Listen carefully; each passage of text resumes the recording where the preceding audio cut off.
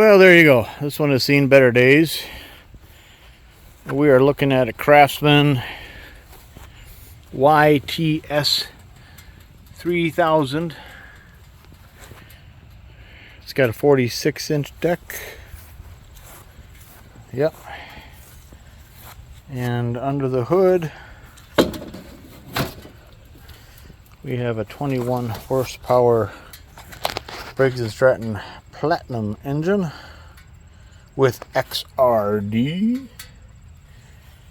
And this particular lawnmower came to me off of a farm that was quite dusty, as you saw. And I just hosed her down a little bit.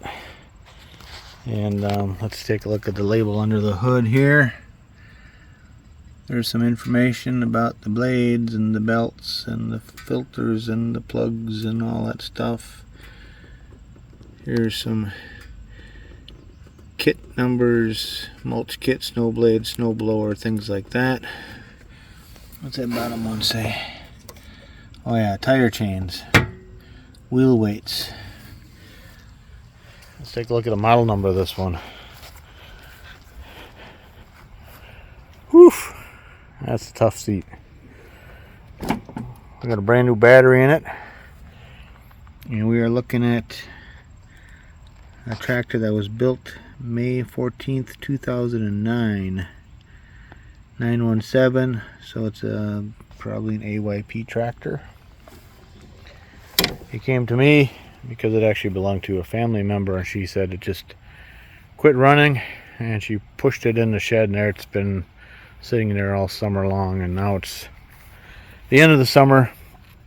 I put a new battery in it. She fired right up, and I threw some fresh gas in it, a little sea foam because it's been sitting so long, and more of a small patch of my grass. And there it is. I don't find anything else wrong with it. I did have to add a new air filter. This lawn tractor has hydrostatic transmission. It's got backup no-mow safety switch. Comes with this fancy piece of wire to hold the flap up.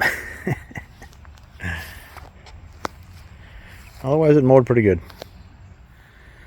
But there you go, the Craftsman YTS3000.